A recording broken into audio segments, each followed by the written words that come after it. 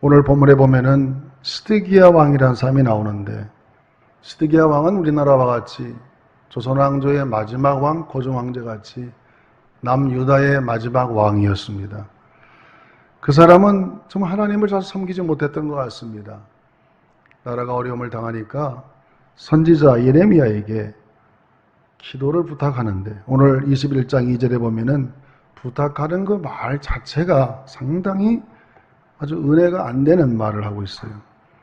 21장 2절을 같이 다시 한번 보면, 바벨론의 느부갓네살 왕이 우리를 친히 청컨대 너는 우리를 위하여 여호와께 간구하라.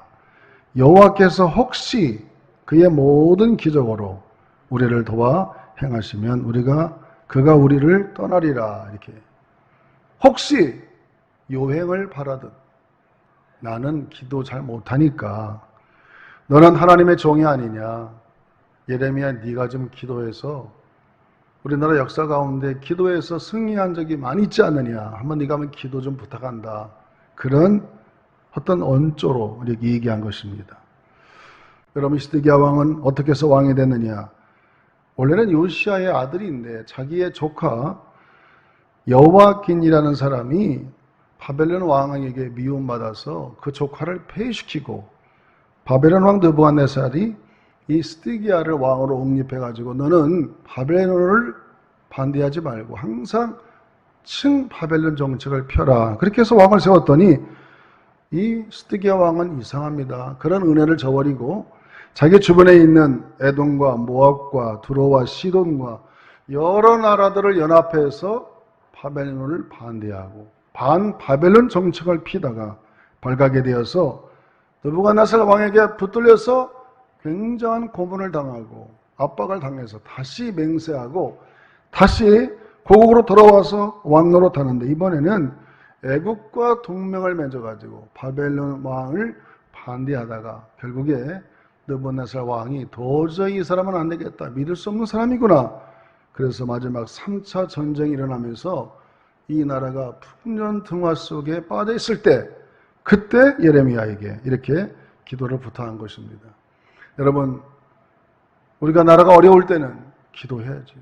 그러나 아무 기도나 하나님 응답하는 게 아닙니다. 그래서 나는 오늘 이 기도를 할 때에 기도하기 전에 갖춰야 될 조건들 한번 더 합시다. 기도하기 전에 갖춰야 될 조건, 이런 것이 중요한 것이에요. 예레미야가 시드기야 왕이 보낸 사자들의 기도 부탁을 받고 하나님의 음성을 들어보니까 한마디로 거절했어요. 너희들은 다 이제 심판을 받아 죽게 될 것이다. 예레미야는 누굽니까? 예레미야는 아나돗 제사장 hil기야의 아들로서 그는 므낫세 왕 시대에 태어난 사람입니다. 여러분, 므낫세 왕이라는 사람은 히스기야 왕의 아들이었어요. 히스기야 왕은 얼마나 훌륭한 왕입니까? 이 므낫세는 얼마나 하나님을 따르지 않고 아버지의 길을 밟지 않았기 때문에 아마 이 이사야가 므낫세에게 여러 번 충고했을 것 같아요. 왜 당신은 아버지의 길을 가지 않고 이렇게 우상 숭배기를 가느냐, 이런 여러 가지 말을 할 때 므낫세가 그 말이 듣기 싫어가지고 전설에 따르면 이사야를 톱으로 잘라서 죽였다고 그랬어요. 이 성경은 유대인들의 역사이기 때문에 그 성경은 유대인들의 역사 속에 하나님의 계시가 흐르고 그래서 많은 교훈을 얻기 때문에 이런 우리는 역사를 알아야 됩니다. 그때 태어난 예레미야하고 므낫세가 죽고 요시야가 왕이 돼서 요시야의 한 5년쯤 됐을 때 드디어 이때 예레미야가 20살쯤 하나님의 선지자로 부름을 받습니다. 선지자 역할을 하다가 25세쯤 성전을 청결케 하는 작업하다가 율법을 발견해서 요시야 왕이 그 율법을 읽게 되니까 얼마나 종교개혁을 잘하는지, 히스기야 다음으로 요시야는 더 훌륭하게 다 우상을 타파하고 막 가루로 만들어서 시냇가에 뿌리고, 이제 이스라엘이 다시 하나님께 돌아오는 다윗 시대를 다시 범국케 하는 그런 시대가 도래할 것 같은 느낌이 들었는데, 어찌된 일인지 애굽 왕과 전투하다가 무기토 전투에서 이 요시야가 전사하게 되고 죽게 되자 갑자기 나라가 이렇게 떨어지게 돼요. 여러분, 한 지도자의 그 영향력이 얼마나 중요한지 모릅니다. 하나님을 사랑하고 하나님의 뜻대로 살려고 노력하는 요시야 왕이 죽게 되자 그의 아들들, 여호아스나 여호와김이나 시드기야 이런 사람들이 왕이 되면 아버지를 따라 잘 하나님을 섬겨야 되는데 어찌된 일인지 이 아들들은 하나님을 다 멀리하는, 우상을 숭배하는 그런 사람이 되었어요. 그래서 결국에 시드기야 왕, 마지막 왕까지 와서 나라가 이렇게 어려움을 당하니까 하나님 앞에 기도를 부탁했는데 예레미야는 하나님의 음성대로 한마디로 거절해서 이 예루살렘 성은 다 전염병으로 죽게 될 것이고 너희들의 칼날은 못 쓰게 될 것이고 결국에 하나님의 심판을 받게 될 것이다. 하나님께서 그런 기도를 거절하신 것이죠. 그러므로 우리는 이 본문을 통해서 어떻게 해야 기도 응답이 되느냐, 우리가 기도를 하나님께 드릴 때 어떤 전제 조건을 가지고 기도해야 되느냐, 그 기도가 하나님 앞에 상달되기 위해서는 몇 가지의 전제 조건이 필요한데, 첫째는 우리 안에 있는 우상을 다 버리고 온전히 주님을 의지해야 된다 이거죠. 따라합시다. 우상을 버리고 온전히 하나님을 의지하자. 그런데 이 시드기야 왕이라는 사람은 하나님께 가서 제사도 드리고 바알과 아사렛 상에 가서 우상도 섬기고 도대체 이게 뭐 하는 사람인지 모르겠어요. 우상을 버리지 못하고 오직 하나님만을 섬겨버리고 하나님만을 섬겨야 되는데 아직도 우상을 섬기고 하나님을 온전히 섬기지 못하는 이런 시드기야의 부탁을 하나님이 들어줄 리가 없지요. 우리는 하나님 앞에 기도해서 응답받으려면 신명기 6장 5절 말씀대로 이렇게 살 필요가 있어요. 신명기 6장 5절 말씀을 읽어봅니다. 너의 마음을 다하고 뜻을 다하고 힘을 다하여 내 하나님 여호와를 사랑하라. 다시 한번 읽어봅니다. 너는 마음을 다하고 뜻을 다하고 힘을 다하여 내 하나님 여호와를 사랑하라. 여러분, 이것이 왜 중요하냐면 이스라엘 교육의 대헌장입니다. 우리가 자녀가 태어나면 유대인들은 아주 손을 움직일 때부터 책을 넘길 때부터 성경책에다 꿀을 발라서 성경을 널리게 하고 제일 먼저 가르치는 게 신명기 6장 5절 말씀이에요. 너는 마음을 다하고 뜻을 다하고 힘을 다하여 주 너의 하나님을 사랑하라. 하나님을 사랑하는 것만이 우리의 인생의 소망이 될 줄로 믿습니다. 하나님을 사랑하고 하나님을 온전히 따라야 그런 사람이 하나님께 기도해 하나님 응답해 주시는 거예요. 시편 146편 3절 말씀을 같이 또 읽어봅니다. 시편 146편 3절 말씀. 귀인들을 의지하지 말며 돌림이 없는 인생도 의지하지 말지니 그랬어요. 여러분, 하나님을 아무리 잘 믿고 믿음대로 산다고 해도 우리 인생은 간혹 가다가 이렇게 환란이 찾아오게 되어 있습니다. 여러분, 다윗도 얼마나 많은 전쟁을 치렀습니까? 히스기야 왕도 하나님 앞에 신실하게 살았지만 전쟁도 만다고 몸에 병도 들고 그랬습니다. 하나님을 잘 섬긴다고 해서 아무런 문제가 없는 게 아니에요. 하나님을 잘 섬길수록 때때로는 환란이 찾아올 수 있습니다. 그럴 때에 우리가 기도해서 그 환란을 극복해야 되는데 어떠한 삶의 자세를 가져야 하나님 우리 기도에 응답해 주시느냐? 이렇게 우상을 다 내버리고 온전히 하나님을 사랑하는 오직 주님만이 나의 구원이시고 주님만이 나의 힘이시다라고 하는 분명한 믿음을 온전히 갖기를 주의 이름으로 축원합니다. 나 따라합시다. 주님만이 나의 구원이시다.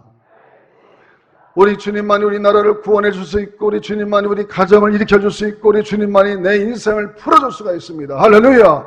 그렇게 하나님을 전적으로 의지해야 됩니다. 우상에는 세 가지 종류가 있어요. 첫째는 사람들이 만들어 놓은 것을 섬기는 우상이라고 그래요. 또 한 가지 형상은 하나님이 만든 피조물을 섬기는 거예요. 해를 섬기거나 달을 섬기거나 큰 바다를, 큰 강을 섬기는 우상 숭배입니다. 또 한 가지 우상 숭배의 그 방법은 하나님을 쫓지도 않고 찾지도 않고 구하지도 않는 우상 숭배. 이것은 뭐냐? 나를 믿는 거예요. 내 경험, 내 생각.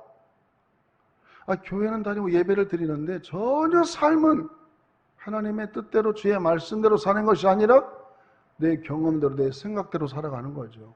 그냥 상식대로 문화대로 살아가는 거예요. 이것이 바로 하나님 보기에는 대단한 우상 숭배인 것이죠. 우리 그리스도인들은, 하나님의 백성들은 내 방식대로 인생을 살아가면 안 되고 하나님이 주신 이 말씀, 하나님의 말씀에 입각해서 말씀에 따라 순종하며 살아가시기를 주의 이름으로 축원합니다. 그래서 큐티를 하고 말씀을 매일 묵상하는 게 뭐냐? 이 성경은 우리 인생의 디렉션이나 마찬가지예요. 우리 인생의 내비게이션이나 마찬가지입니다. 말씀대로 살아가야 하나님께서 그 삶을 기뻐하시고 때때로 우리에게 환난이 찾아오고 어려움이 올 때도 하나님 앞에 내가 신실한 삶을 살았기 때문에 주님께 기도하면 언제든지 우리 기도를 들어주실 수가 있는 것이죠. 여러분, 그러므로 우리 안에 있는 모든 우상, 나를 의지하거나 내 재물을 의지하거나 내 삶의 경험을 의지하는 것이 아니라 하나님의 말씀을 의지하시기를 주의 이름으로 축원합니다. 그렇게 살아가는 사람들의 기도는 하나님이 기뻐하십니다. 그러나 시드기야 왕은 전혀 그렇지가 않았어요. 예레미야가 그렇게 하나님의 말씀을 전해주고 하나님의 뜻을 전해도 전혀 받아들이지 않았습니다. 오히려 예레미야를 학대하고 감옥에 가두고 그를 핍박하는 그런 왕이었습니다. 둘째로 우리가 어떻게 해야 하나님의 기도 응답받을 수 있느냐? 정의를 행해야 됩니다. 정의, 공의와 정의. 따라합시다. 공의와 정의.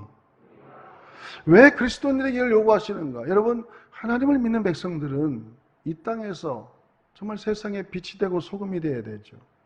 예수님께서 말씀하신 것 중에 최고가 산상수훈으로 알고 있습니다. 그 산상수훈을 보면은 너는 세상의 소금이다.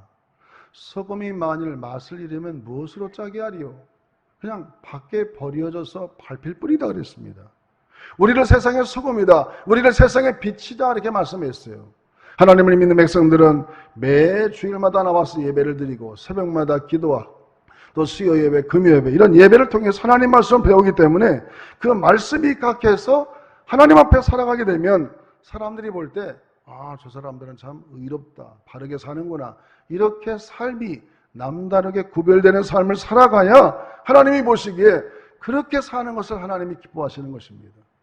저는 얼마 전 이번 주 광복절이 있어가지고 나라를 위한 해방기념주일 와서 설교를 준비하면서 지금도 제 마음속에 딱 하나의 문장이 남아있는 게 무슨 문장이냐?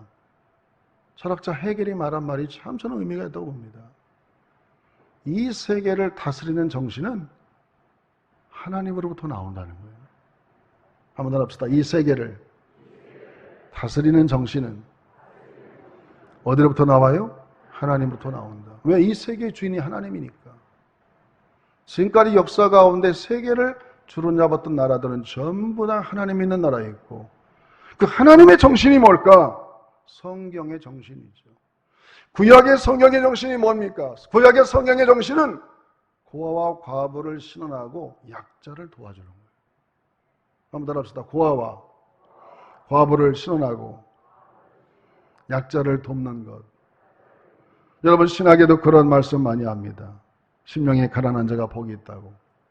여러분, 하나님은 항상 약자들을 도와주고, 이 사회가 백성들을 무수하는 마음을 가지고 내가 그 자리를 받고 좋은 위치에 있을 때에 정말 백성들에게 유익이 되는 그런 행함과 그런 삶을 살아가야 그런 사람들이 의인으로서 하나님께 기도하면 하나님이 즉각 응답해 주시는 거죠. 정말 여러분, 이 나라의 나름대로 전문가들, 지도자들이 나보다는 타인을 생각하고 약자들을 생각하는 그런 마음을 갖고 이 나라를 다스리고 또 모든 걸 해나갈 때 그런 사회가 공의와 정의가 흐르는 사회가 되는 것이죠. 그래서 하나님 우리에게 우리의 삶을 너희는 세상의 소금이고 너희는 세상의 빛이다. 세상에서 소금이 되고 빛이 되어서 많은 사람 앞에 인정받고 존경받는, 또 하나님 보시기에도 부끄러움이 없는 그런 삶을 살다가 때로는 우리가 어려움을 당하고 힘든 일을 만날 수 있어요. 그럴 때에 하나님 도와주세요. 하나님은 힘듭니다. 하나님께서 역사해 주세요 하면 그때 하나님이 역사하셔서 그 모든 고비를 넘어가도록 또 한 단계 발전하도록 하나님 우리에게 은혜를 베풀어 주실 줄로 믿습니다. 그러나 시드기야 왕처럼 전혀 그런 생각 없이, 개념 없이, 하나님 말씀과 정 상관없이 막 살다가 막상 위기를 만나니까 하나님께 도움을 청하니까, 여러분 예레미야 21장 7절 말씀 너무나 무시무시한 말씀입니다. 예레미야서 21장 7절 말씀을 우리 다 같이 한번 읽어보겠습니다. 여호와의 말씀이니라. 그 후에 내가 유다 왕 시드기야와 그의 신하들과 백성과 및 이 성읍에서 전염병과 칼과 기근에서 남자를 바벨론의 느부갓네살 왕의 손과 그들의 원수의 손과 그들의 생명을 찾는 자들의 손에 넘기리니 그가 칼날로 그들을 치되 치근히 여기지 아니하며 긍휼히 여기지 아니하며 불쌍히 여기지 아니하리라 하셨느니라. 여러분, 얼마나 어마어마한 말씀인 것입니까? 그래서 우리가 평상시에 삶이 얼마나 중요한지 몰라요. 그래서 야고보서는 의인의 간구는 역사하는 힘이 크다 그랬어요. 따라합시다. 의인의 간구는 역사하는 힘이 크다. 거기서 말하는 의인은 완벽하게 사는 거 아니에요. 이 세상에서 상대적인 의인이죠. 그래도 하나님의 말씀대로, 주님 뜻대로, 양심껏 하나님 말씀대로 정의를 행하고 공의를 행하면서 바르게 살려고 노력한 사람들을 지칭하는 겁니다. 그런 사람들이 어려움을 당하고 힘들 때 하나님 도와주세요 기도하면 하나님은 그 기도에 힘을 실어준다, 그런 얘기입니다. 예수 믿고 하나님께 나와서는 거룩거룩 예배 잘 드리다가 사회 나가면 전혀 성경과는 떨어진, 상관없는 그런 스타일로 살아가다가 어려움을 만났을 때에 하나님 도와주세요 하면 하나님은 이런 시드기야 왕 같은 결과가 찾아온다는 것이죠. 그러므로 우리는 하나님 앞에 하나님의 정신을 잘 깨닫고 하나님의 말씀대로 우리의 삶을, 이 사회생활을 잘 감당하는 저와 여러분 되시기를 주의 이름으로 축원합니다. 마지막 세 번째로 우리가 하나님의 기도에 응답받으려면 하나님의 음성을 잘 들어야 돼요. 하나님의 음성을. 따라합시다. 하나님의 말씀에 순종하는 삶을 살자. 이것은 여러분 평상시가 중요한 거예요. 지난주 우리가 큐티 강사님 모셔서 1시간 강의 들었는데 오늘 두 번째인데, 그분이 큐티라는 게 뭐냐, 뭐 성경을 연구하고 뭐 성경의 문장을 새롭게 만들고 그런 게 아니라, 그래서 성경을 몇 번 읽다 보면 뭔가 들려온다는 거예요. 들려오는 거예요. 하나님의 음성을 듣는 거다. 하나님의 음성을 듣는 습관이 매일매일 이렇게 행해져야 되는 것이죠. 여러분, 시드기야는 요시야의 아들이었습니다. 요시야가 자녀 신앙 교육은 완전히 실패해버렸어요. 세 아들이 다 왕이 됐는데 한 사람도 아버지 길을 가는 사람이 없습니다. 온전히 하나님을 따르지 않아요. 여러분, 하나님의 음성 듣는 것, 어린 사무엘, 어린 나이 때부터 하나님의 음성 들어서 평생 하나님이 쓰임받는 것처럼 우리가 청소년 시절이 얼마나 중요한지 모릅니다. 어린 나이에 하나님의 음성을 듣도록 큐티도 시키고 말씀의 묵상도 시키고 기도도 시켜서 우리의 귀가 열려서 평소에 하나님의 음성을 듣고 그 말씀에 순종할 수 있는 그런 삶을 살아가시기를 주의 이름으로 축원합니다. 여러분, 시드기야 왕은 예레미야로부터 많은 얘기를 들었어요. 이렇게 하면 안 된다고, 바벨론을 반대하면 안 된다고, 이 백성이 최대의 손실을 적게 보고 백성들이 최대한 적게 죽는 방법은 항복하는 것이다 그랬어요. 근데 시드기야는 그럼 그게 정말 하나님의 뜻인가를 자기도 하나님께 기도해가지고 응답을 받고, 아, 당신 말이 맞다 이렇게 해서 항복했더라면 그 많은 사람이 떼죽음을 당하지 않았을 텐데, 상식적으로 일반적으로 생각한 거예요. 내가 어떻게 바벨론에게 항복하냐, 끝까지 죽을 때까지 싸운다. 이것은 인간적인 생각이죠. 하나님의 뜻을 한 번이라도 시드기야가 물어봤더라면 분명히 주님은 말씀했을 텐데, 이 시드기야는 젊은 시절에 하나님을 음성을 듣는 습관이 전혀 안 돼 있으니까, 평상시에 편안하고 좋을 때 하나님의 음성을 듣는 훈련이 안 돼 있으니까 선지자의 이야기가 이게 하나님의 뜻인지 뭔지 분별이 안 가는 거죠. 여러분, 그러므로 우리는 이 평상시의 삶이 얼마나 중요한지 몰라요. 따라합시다. 편안하고 배부를 때 하나님의 음성 듣는 걸 배우자. 여러분, 우리 인생은요 반드시 고비가 100번씩 온단 말이에요. 아무리 하나님 잘 믿고 미운 대로 살아가도 하나님 우리를 때때로 이렇게 시련을 주세요. 그럴 때 정말 필요한 겁니다. 이것이 하나님의 뜻인가를 분별할 줄 알아야 돼요. 여러분, 히스기야는 얼마나 하나님 앞에 신실한 사람이었습니까? 그는 전쟁에 대승을 했고요, 그 다음에 전쟁이 끝나고 하나님을 잘 믿는데도 불구하고 피부병이 들어서 사형 선고를 받았어요, 이사야로부터. 그러나 이 히스기야는 그 하나님의 심판에 내가 굴하지 않고, 하나님, 내가 지금 자녀도 후사도 없는데 이 젊은 나이에 죽었어야 되겠습니까? 나를 좀 구원해달라고 그렇게 기도하는 모습이 열왕기하 20장 3절에 나옵니다. 한번 읽어보겠습니다. 열왕기하 20장 3절 시작. 여호와여 구하오니 내가 진실과 전심으로 주 앞에 행하며 주께서 보시기에 선하게 행한 것을 기억하옵소서 하고 히스기야가 심히 통곡하더라. 여러분 히스기야 말을 보세요. 하나님 내가 그래도 하나님 앞에 진실하게 내가 그동안 선하게 살려고 노력한 것 하나님 보시지 않았습니까?